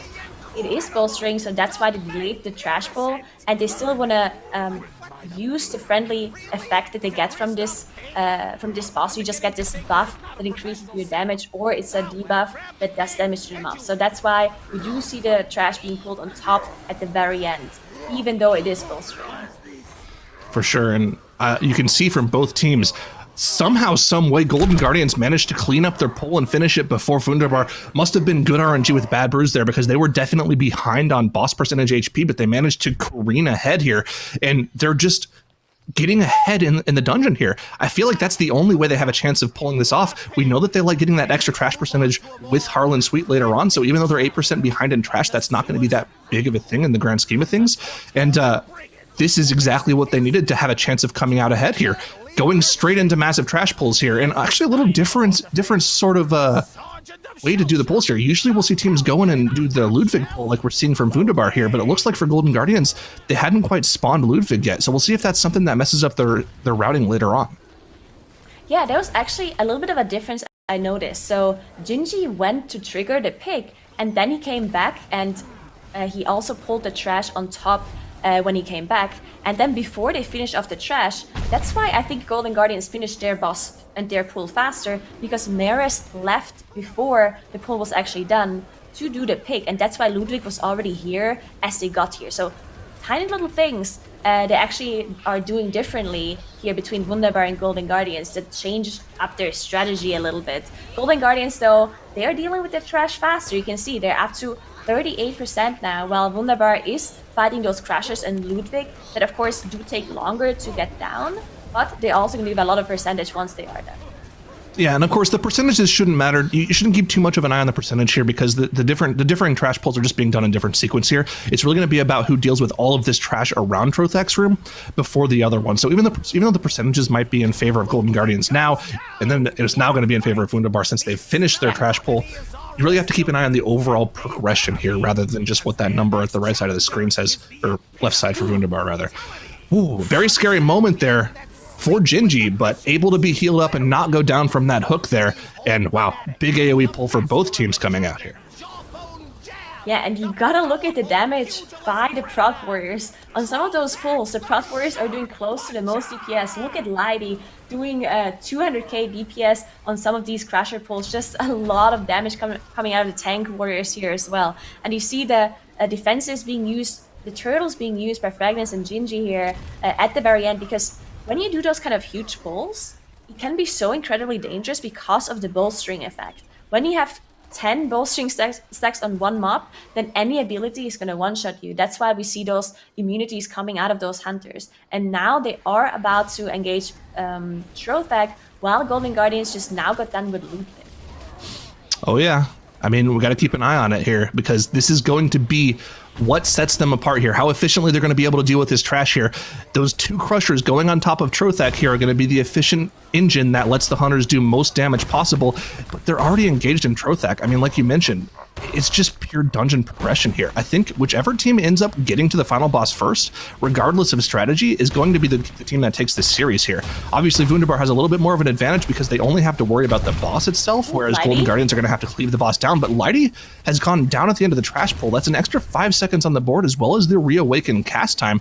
Not what you want to see here. I mean, Golden Guardians, they're already 20 seconds behind just due to death timers. Yeah, I mean, this is really not what you want to see. I mean, we had the early death on the first boss, and then we have Lighty going down twice, and now they're up to 4 deaths, 20 seconds timer. Even if none of those deaths actually caused too much of a time loss in the dungeon itself, because there was no major resets or anything like that. But still, just the amount of time they lost from the deaths themselves and having to rest them back up is not something you want to see in such a close game in the grand final, best of 5 last game. So yeah, they really need to shape up and they need to make up some time somewhere if they want to win against Wunderbar, because Wunderbar on their side, they're having a perfect run. They have 0 deaths, and it really looks like they're on their way to move to the last boss right after Trothak is about to go down here. Yep, and Wunderbar, we know where their last trash percentage comes from. They've got one more trash pull that they have to pull off, that they get the rest of their trash from those painful motivation casts at the end of the dungeon, and then Zalia is off to the races while the rest of his team deals with Harlan's Suite. It's going to come down to execution. Does Zalia have the nerves of steel in order to pull off that one kite to win $150,000? I think he does. Yeah, there we go. They are on their way to that last boss area. Now we do know they do a very interesting Ravager pull here, where they end up seeing some of the Ravagers, kill off the rest of the trash, and then trigger the Ravagers at the very end. So first they're dealing with this Ravager pack here, and then they'll move on and do some more trash later until they go to Harlan's Suite. And we also know that they're kiting the 4 Awakened mobs that they still have available to them. While Golden Guardians is now finishing off Trothak, they still have a lot of percentage left, but a lot of it is being done with the last boss, because we know they're not actually kiting the obelisks, they are playing the Awakened mobs with the last boss. Here we go. Wunderbar actually just about to start engaging the final boss here. Once this commander pack goes down with that officer in the center, they're going to let that painful motivation in the corner go off. That will be the rest of the percentage they need in order to finish this dungeon off. And there goes the cast. There goes the debuff. The mobs are dead. They're at 100% trash count. And it's all going to be on Zalia here. Can he pull off this kite when it matters the most? All eyes are on Zalia here. And of course, you got to keep an eye on the Hunters and the tank up here, but this has been done so many times. They just have to make sure that they don't take too much damage here from frontals from the boss, and they should be totally fine. Keep an eye on Xaylia. The Dampen Harm is popped just so he can take enough damage to gain healing threat on all 4 awakened mobs. And after he's gotten that down, he should be off to the races. Even standing in the pool to get more healing threat too. That's another impressive play here. There shouldn't be any threat issues from those hunters at all here. Yeah, they really did everything they could to get the aggro on Xaylia here. We saw the misdirects come out of the hunters, making sure all of the mobs are being misdirected onto Xaylia, and then he was standing there just tanking some of the melee hits before he did transcend to the bridge, just making sure that he's got aggro for sure, and there's no way of them snapping back to the rest of the group. And now all eyes on Xaylia. We know how Howling Suit works. We definitely don't need to see them play that boss because it really should not be an issue at all for now and the 3 hunters here. But Xaylia, look how close this blood is actually going to Xaylia here. What a close run. He should be able to survive 1 melee attack by the blood, but it can be very dangerous for him. So he needs to watch out, especially with the offensive build that Xaylia is running, right? We know that he's running that gashing build instead of the versatility. And we know that he has to cut it that close purely because Urgroth is a very slow kite pattern. He casts those Dark Furies. He has to make sure that he's kiting slow enough so that Urgroth can go around.